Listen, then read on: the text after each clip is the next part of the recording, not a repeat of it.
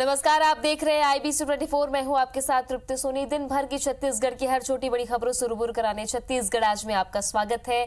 और शुरुआत करेंगे। IB ने छत्तीसगढ़ समेत 4 राज्यों में बड़े नक्सली हमले का अलर्ट जारी किया है। दक्षिण बस्तर में पुलिस विभाग के खुफिया विभाग को नक्सलियों की एक बटालियन के बड़े कमांडो के जमावड़े होने की गुप्त सूचना मिली है, जो कभी भी बड़ी वारदात को अंजाम दे सकते हैं, जिसके बाद ये अलर्ट जारी किया गया है। इसके साथ ही प्रदेश के सीमावर्ती राज्यों की सीमाओं पर भी हाई अलर्ट जारी कर दिया गया है। मिली जानकारी के मुताबिक खुफिया रिपोर्ट के आधार पर जारी हुए हाई अलर्ट में सुकमा, दंतेवाड़ा, बीजापुर जिलों को रखा गया है, जहां पर पुलिस ने अपनी चहलकदमी बढ़ा दी है। गौरतलब है कि बीते दिनों उत्तर बस्तर में सक्रिय हिड़मा के साथ टेक रमन्ना के सीधे कनेक्शन होने की जानकारी भी टीम को मिली है। बता दें कि बीते कुछ सालों में नक्सली मार्च अप्रैल में बड़े हमले को अंजाम देते हैं।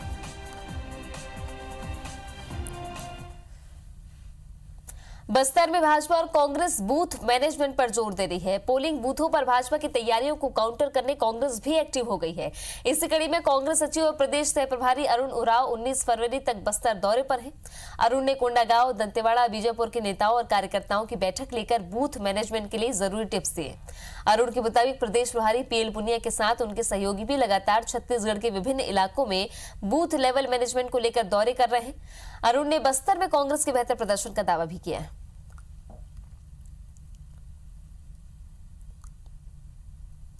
बस्तर के 12 विधानसभा के क्षेत्र में बूथ का मैनेजमेंट हम लोग कैसे बढ़िया कर सके, सशक्त कर सके, उसका प्रशिक्षण का दौर चल रहा है। हम लोगों का प्रयास इस बार पूरी 12 सीटें जीतने का है और मेहनत, तैयारी हम लोग उसी के लिए करें। इधर कोरबा में सभी पार्टियां चुनावी तैयारियों में जुट गई हैं। इसी कड़ी में भाजपा चुनाव प्रचार के लिए वॉल पेंटिंग का सहारा ले रही है। भाजपा पूरे जिले में वॉल पेंटिंग करा रही है। इसका स्लोगन दिया गया है, फिर एक बार भाजपा सरकार। भाजपा की इस वॉल पेंटिंग पर सियासत भी शुरू हो गई है। कांग्रेस का कहना है कि भाजपा को डर लग रहा है, लिहाजा इतने पहले से तैयारी शुरू कर दी। वहीं जनता कांग्रेस छत्तीसगढ़ ने भी भाजपा पर निशाना साधा है। इधर भाजपा का कहना है कि वो मिशन 65+ के लक्ष्य को हासिल करने की तैयारी में जुटी है।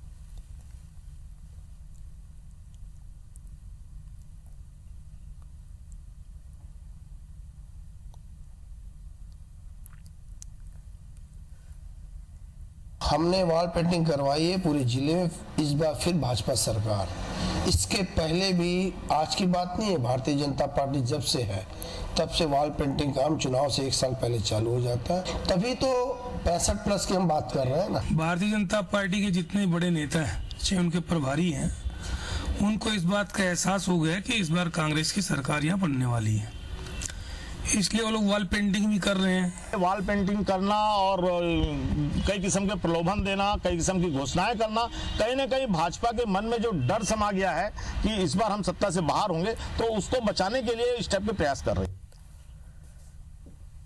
बजट सत्र खत्म होते ही छत्तीसगढ़ भाजपा पूरी तरह चुनावी मोड पर जाने की तैयारी में है। बूथ मैनेजमेंट और नेता कार्यकर्ताओं की बैठक के बाद भाजपा अब महासम्मेलन आयोजित करने जा रही है। लोकसभा स्तर पर ये कार्यक्रम मार्च के पहले हफ्ते से शुरू हो जाएंगे और महीने भर चलेंगे। सबसे ज्यादा सम्मेलन बस्तर और सरगुजा में होंगे, क्योंकि दोनों संभागों की ज्यादातर आदिवासी सीटों पर कांग्रेस का कब्जा है। सम्मेलन सभी मोर्चा और प्रकोष्ठों का होगा, लिहाजा पदाधिकारियों की लगातार बैठकें हो रही हैं। बताया जा रहा है कि इन सम्मेलनों में 1 लाख से ज्यादा भीड़ जुटाने का टारगेट रखा गया है। सभी सम्मेलनों में केंद्रीय नेता, CM रमन सिंह और क्षेत्र के मंत्री विधायक शामिल होंगे। सम्मेलनों को सोशल साइट्स के जरिए प्रमोट करने और लाइव करने की भी तैयारी है। पहले ये सम्मेलन इस महीने के आखिरी सप्ताह तक शुरू होने वाले थे, लेकिन बजट सत्र के चलते तारीख आगे बढ़ाई गई। जानते हैं कि वर्ष 2018 छत्तीसगढ़ का बहुत ही महत्वपूर्ण चुनाव मिशन 65 कार्यकर्ताओं के माध्यम से हम सबको पूरा करना है। जो मोर्चे हैं, विशेषकर हम युवाओं की बात करें, महिलाओं की बात करें, अल्पसंख्यक है, अनुसूचित जाति वर्ग है, अनुसूचित जनजाति है, इन सभी वर्गों के और सभी मोर्चों के सम्मेलन भारतीय जनता पार्टी जो संगठन की टीम है, वो आने वाले होली के बाद मार्च से हम इसको प्रारंभ निश्चित रूप से करने की संभावना है। इधर कांग्रेस की भी चुनावी और सियासी उठापटक जारी है। छत्तीसगढ़ कांग्रेस 19 फरवरी को सूखा प्रभावित जिलों में प्रदर्शन करेगी। कांग्रेस किसानों के मुद्दे को लेकर कलेक्टर का घेराव करेगी। कांग्रेस का कहना है कि वो शासन की ओर से घोषित फसल की सूखा क्षतिपूर्ति, मुआवजा राशि देने के साथ ही किसानों का कर्ज माफ करने, मनरेगा के लंबित भुगतान की राशि जल्द देने के अलावा धान की बकाया बोनस राशि तत्काल देने जैसी कई मांगों को लेकर प्रदर्शन करने वाली है।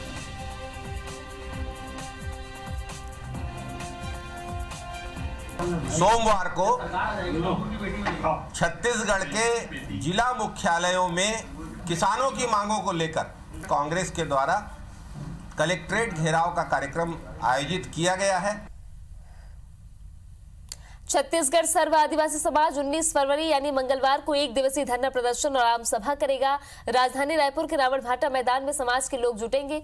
सर्व आदिवासी समाज की 21 सूत्री मांगे हैं। इसमें मुख्य रूप से आदिवासी सलाहकार परिषद का अध्यक्ष मुख्यमंत्री की जगह आदिवासी को बनाया जा रहा, आदिवासी फर्जी प्रमाण पत्र पर नौकरी कर रहे लोगों को तत्काल बर्खास्त करना और आदिवासियों की भूमि अधिग्रहण पर रोक लगाना है। इसके अलावा भूमि अधिग्रहित प्रभावित परिवारों को नौकरी और बेहतर मुआवजा दिलाने की भी मांगे हैं। सर्व आदिवासी समाज के पदाधिकारियों के मुताबिक उनके कार्यक्रम को पिछड़ा वर्ग और अनुसूचित वर्ग का भी समर्थन मिलता है। वहीं भाजपा कांग्रेस दोनों दलों के आदिवासी विधायकों को आम सभा में शामिल होने का निमंत्रण दिया जा रहा है। आम सभा खत्म होने के बाद सर्व आदिवासी समाज का एक प्रतिनिधिमंडल राज्यपाल को ज्ञापन भी सौंपेगा। शिक्षक मोर्चा 19 फरवरी को 9 सूत्री मांगों का ज्ञापन सौंपेगा। शिक्षा कर्मियों की मांगों को लेकर मुख्य सचिव की अध्यक्षता में बनी कमेटी को शिक्षक मोर्चा संविलियन, क्रमोन्नति, 7वां वेतनमान, समानुपातिक वेतनमान सहित 9 सूत्री मांगों का ज्ञापन देगा। पिछले दिनों कमेटी की बैठक में शिक्षा कर्मियों को अपनी मांग से संबंधित दस्तावेज सौंपने को कहा गया था। इसके बाद से कई शिक्षा कर्मी संगठन अपनी कई मांगों को लेकर दस्तावेज जुटा रहे हैं। इसी कड़ी में शिक्षक मोर्चा 19 फरवरी को दस्तावेज सौंपेगा। तो शिक्षा कर्मियों की मांग पर कमेटी बनी है और लगातार हमने जो खबरें आपको दिखाई कि 19 फरवरी यानी मंगलवार को लगातार प्रदर्शन होने हैं। जिला प्रशासन के लिए भी बड़ी चुनौती है। मुद्दों से सरकार घिरी रहेगी। और इस वक्त एक बड़ी खबर रायपुर से मिल रही है। पीएससी की परीक्षा में शामिल होंगी वर्षा डोंगरे। विभाग ने अनुमति दे दी है। एनओसी देने से इनकार किया गया था। वर्षा डोंगरे पीएससी की परीक्षा दिलाने वाली है। जेल विभाग ने इन्हें अनुमति दे दी है। बता दें कि पीएससी की परीक्षा में अनियमितता का मामला जब सामने आया था तो वर्षा डोंगरे हाईकोर्ट तक की लड़ाई उन्होंने लड़ी थी और आखिरकार फैसला उनके पक्ष में आया था। और अब वर्षा डोंगरे पीएससी के लिए फाइट करेंगी, जिसके लिए एनओसी देने से इनकार किया गया था, लेकिन अब जेल विभाग ने इन्हें अनुमति दे दी है। तहसीन जैदी हमारे सहयोगी जुड़ रहे। तहसीन, वर्षा डोंगरे के लिए एक अच्छी खबर है जी। निश्चित तौर पे ये निलंबित उप जेलर हैं वर्षा डोंगरे, काफी विवादों में ये रही हैं। उसके चलते इन्होंने जनवरी माह में एक आवेदन दिया था जिसमें जो कल होने वाली जो पीएससी की परीक्षा है उसके लिए अनुमति मांगी थी, लेकिन विभाग ने पहले तो उसमें मना कर दिया था कि एनओसी नहीं दे पाएंगे क्योंकि विभागीय उसमें जांच चल रही है। लेकिन उसमें एक मानवीय आधार पर जब ये पत्र सामान्य प्रशासन विभाग को भेजा गया, उसमें जब क्लॉज देखे गए तो उसमें ये एक क्लॉज देते हुए उनको राहत दी गई है कि उनको अनुमति दी गई है। तो कल जो परीक्षा होने वाली है पीएससी की, उसमें वो शामिल होंगी और वो अपना भाग आजमाएंगे। उसी बात को लेकर निश्चित तौर पर ये एक वर्षा डोंगरे के लिए राहत भरी खबर सामने आई है। जी चलिए, शुक्रिया आपका तहसीन जानकारी के लिए। तो पीएससी की परीक्षा में वर्षा डोंगरे शामिल होने जा रही है। राजधानी रायपुर में संजय पब्लिक स्कूल का बेहद शर्मनाक मामला सामने आया है। परिजनों का आरोप है कि 2 बच्चों की फीस वक्त पर जमा नहीं करने पर बच्चों को सजा दी गई और उन्हें स्टोर रूम में कैद कर दिया गया। इस घटना की जानकारी मिलने पर इलाके के नायब तहसीलदार और बाल आयोग की टीम स्कूल पहुंची और संबंधित विभाग को जांच के आदेश दिए गए। बताया जा रहा है कि बीते 3 दिनों से 2 बच्चों को स्टोर रूम में बंद किया जा रहा है। इसकी जानकारी मिलने पर परिजनों ने स्कूल पहुंचकर जमकर हंगामा किया। परिजनों का यह भी आरोप है कि फीस के मामले में स्कूल प्रबंधन ने उन्हें किसी भी तरह की शिकायत नहीं भेजी और बच्चों को सजा दी गई। परिजनों ने स्कूल में हंगामे के बाद पुलिस से भी इस मामले की शिकायत की है। प्राचार्य ने स्वीकार किया है कि इन बच्चों का फीस नहीं पटा था और इन बच्चों को हमने क्लासरूम से अलग से बरामदे में हमने बिठाया था। ये प्राचार्य ने स्वीकार किया है। मैंने संबंधित विभाग को जांच के लिए लिख दिया है। सारी बिंदुओं पर जांच की जाएगी, आवश्यक कार्यवाही की जाएगी उसके। इनका फीस नहीं पेमेंट हुआ था तो 3 दिन पहले मैं 9,200 रुपये पेमेंट करके गया इसके बावजूद मैडम ने 13 तारीख से बच्चों को स्कूल में न बैठने से अलग बैठाला स्टोर रूम में और उनको पढ़ाई से वंचित रखा। और आज सुबह जब मैं फीस पेड करने के लिए आया और बच्चों को लेके आया तो इन्होंने साफ मना कर दिया कि बोले मैडम ने मना किया है, आपके बच्चों को हम एग्जाम नहीं देने देंगे। रायगढ़ पुलिस ने देह व्यापार की लगातार मिल रही शिकायत के बाद बड़ी कार्रवाई की है। पुलिस ने सेक्स रैकेट का भंडाफोड़ करते हुए 11 युवक युवतियों को अलग अलग जगहों से गिरफ्तार किया, जिसमें लाल टंकी इलाके में एक मकान से 2 महिलाओं के साथ एक युवक को भी पकड़ा गया है। वहीं चक्रधा नगर में भी एक सूने मकान में दबिश देकर पुलिस ने 3 महिलाओं को गिरफ्तार किया। इसके अलावा कोसम नारा इलाके में भी कार्रवाई की गई। पकड़े गए लोगों में 3 पेशेवर दलालों के साथ लड़कियां भी शामिल हैं। सभी लड़कियां और दलाल रायगढ़ जिले की हैं, जिनके खिलाफ पीटा एक्ट के तहत कार्रवाई की जा रही है। देह व्यापार इस मामले में 3 अलग अलग मामलों में 2 ग्राहक 2 देह व्यापार में संलिप्त महिलाएं और 7 उनके दलाल गिरफ्तार किए गए हैं। उनके खिलाफ कार्रवाई की जाएगी। कोरबा को जल्द ही सिविल अस्पताल की सौगात मिल सकती है। दरअसल रानी धनराज कुंवर प्राथमिक स्वास्थ्य केंद्र में जिला अस्पताल के बाद सबसे ज्यादा भीड़ रहती है। कोरबा शहर समेत ग्रामीण क्षेत्र के लोग भी इस अस्पताल पर ही आश्रित हैं। अस्पताल में हर महीने 50 से ज्यादा संस्थागत प्रसव होते हैं, जबकि दूसरे प्राथमिक स्वास्थ्य केंद्रों में प्रसव की संख्या महज 10 होती है। यहाँ की ओपीडी में हर महीने करीब 5 से 6 हजार मरीज आते हैं, जो एक सामान्य प्राथमिक स्वास्थ्य केंद्र से काफी ज्यादा है। लिहाजा प्राथमिक स्वास्थ्य केंद्र को सिविल अस्पताल का दर्जा दिलाने के लिए स्वास्थ्य विभाग ने कवायद शुरू कर दी है।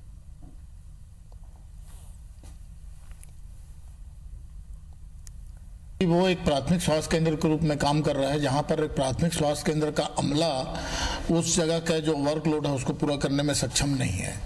इसलिए शासन की ओर कलेक्टर साहब ने एक प्रस्ताव किया है सिविल हॉस्पिटल बनाने का। सिविल हॉस्पिटल के बनने से उस क्षेत्र की जनता को काफी फायदा होगा। रायगढ़ में कांग्रेस ने नगर निगम पर घोटाले में लिप्त कंपनी से दवाई खरीदी का आरोप लगाया है। कांग्रेस ने सत्ता पक्ष पर दवाई खरीदी में कमीशन खोरी का भी आरोप लगाया।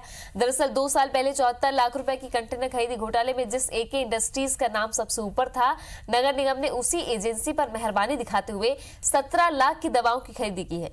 खास बात यह है कि जांच समिति ने एजेंसी को घोटाले में संलिप्त भी पाया था और उसके खिलाफ अभी भी जांच चल रही है। ऐसे में कांग्रेस ने दवाओं की खरीदी में कमीशन खोरी और गड़बड़ी का आरोप लगाया है। वहीं हंगामा बढ़ने पर मेयर ने जांच के आदेश दिए हैं। आपको बता दें कि रायगढ़ नगर निगम में हुए 74 लाख की कंटेनर घोटाले में तत्कालीन आयुक्त प्रमोद शुक्ला सहित तकरीबन 13 लोगों पर एफआईआर हुई थी। जांच के दायरे में कंटेनरों की सप्लाई करने वाली एके इंडस्ट्रीज भी शामिल थी। कलेक्टर के निर्देश पर गठित जांच समिति ने फर्जी खरीदी और गड़बड़ी के लिए एके इंडस्ट्रीज को भी दोषी पाया था, जिससे छिड़काव की जाने वाली दवाई की खरीदी की गई थी। मैं भी समाचार पत्र में पढ़ा कि जिस कंपनी ने पहले कंटेनर खरीदी में गोलमाल किया था, जिनके ऊपर जांच चल रही है, उस जांच चल रही उस कंपनी से यदि 11-15 लाख का जो दवा खरीदी किया गया है वो बहुत ही गलत है। ये इस खरीदी को उनके जानकारी के बगैर किया है, तो आयुक्त को इस पर कड़ी से कड़ी कार्रवाई करना चाहिए। जो मेरे भी जानकारी में भी आई है कि जो पुराने घोटाले में जो खरीदारी हुआ थे कंटेनर का, उन्हीं के दुकानों से फिर से दवा खरीदी किए गए हैं। किस परिस्थिति से हुआ था करके और उसे फिर अगर खरीदारी किए होंगे ना, तो उसके ऊपर जो अधिकारी कर्मचारी अगर ऐसा होगा तो उसके ऊपर कार्रवाई किया जाएगा। आगामी विधानसभा चुनाव के मद्देनजर छत्तीसगढ़ के सीएम रमन सिंह अपने विधानसभा क्षेत्र में जनसंपर्क अभियान भी कर रहे हैं। इसी कड़ी में वे अपने विधानसभा क्षेत्र राजनांदगांव के गांव में पहुंचे। सीएम ने राजनांदगांव में स्वदेशी मेले का शुभारंभ भी किया। सीएम सबसे पहले धर्मापुर पहुंचे और कई विकास कार्यों का लोकार्पण और शिलान्यास किया। गाँव में हुई सभा में उन्होंने बुजुर्गों का सम्मान किया और ग्रामीणों को कल्याणकारी योजनाओं की भी जानकारी दी। धर्मापुर के बाद सीएम बख्तरेग पहुंचे। यहाँ भी उन्होंने गाँव के बुजुर्गों को शॉल और श्रीफल देकर सम्मानित किया। सीएम ने क्षेत्र में पेयजल की समस्या जल्द दूर करने का भरोसा भी दिया है। 4 गांवों के दौरे के बाद सीएम ने भारतीय विपणन विकास केंद्र की ओर से जिले के में पहली बार आयोजित हो रहे स्वदेशी मेले का शुभारंभ किया।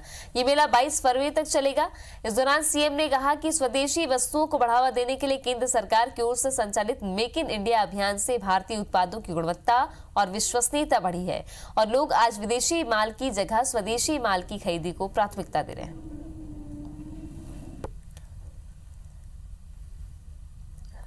मैं कार्यक्रम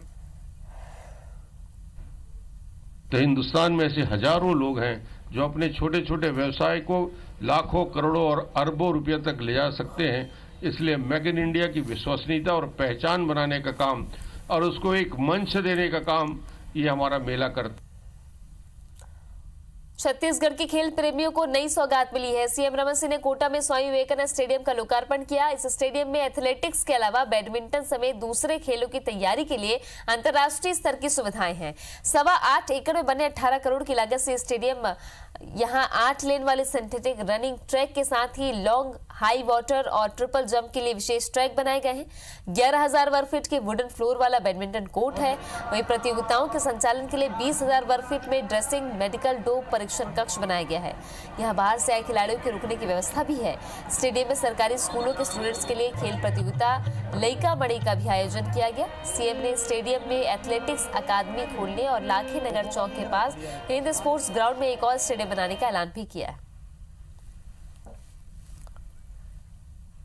इस प्रकार का स्टेडियम मैं बधाई देना चाहता हूं राजेश मोढ़ा जी को, स्पोर्ट्स मिनिस्टर को, पूरी टीम को। बहुत ही शानदार एकेडमी के रूप में हम इसको विकसित करेंगे। हमारे पास एथलेटिक ट्रैक नहीं था खेलने के लिए, दौड़ने के लिए, क्योंकि अंतर्राष्ट्रीय स्तर में जब खेलने जाता है तो उसको एथलेटिक के ऊपर जब दौड़ना पड़ता है तो प्रतिभा आगे बढ़ने में उसको संकोच होता है। मंत्री जी ने जो बजट भाषण में एकेडमी घोषणा की, मैं माननीय मुख्यमंत्री के प्रति आभार व्यक्त करता हूं कि उन्होंने खेल भावनाओं का जिस प्रकार से प्रोत्साहन देने के लिए इतना बड़ा इंफ्रास्ट्रक्चर में देख रखे और रायपुर में फिर एक बड़ी सौगात उन्होंने दी है। इधर रायपुर नगर निगम के महापौर प्रमोद दुबे और उनकी परिषद ने कोटा में स्वामी विवेकानंद स्टेडियम के लोकार्पण का बहिष्कार कर दिया। महापौर का कहना है कि नगर निगम सीमा में किसी भी शासकीय निर्माण का नामकरण बिना एमआईसी की सहमति से नहीं किया जा सकता, क्योंकि कई बार अलग अलग भवन के लिए एक ही नाम के प्रस्ताव निगम में आते हैं। ऐसे में टकराव की स्थिति पैदा हो सकती है। महापौर का यह भी आरोप है कि पीडब्ल्यूडी विभाग ने निगम के जनप्रतिनिधियों का अपमान किया है। जिस जोन में स्टेडियम का निर्माण किया गया है उस जोन के अध्यक्ष को भी पीडब्ल्यूडी ने नहीं बुलाया, जबकि भाजपा के पूर्व पार्षदों का भी नाम आमंत्रण पत्र में छापा गया है। महापौर ने यह भी आरोप लगाया है कि शासन के लोग बार बार कांग्रेसी जनप्रतिनिधियों का अपमान करते हैं।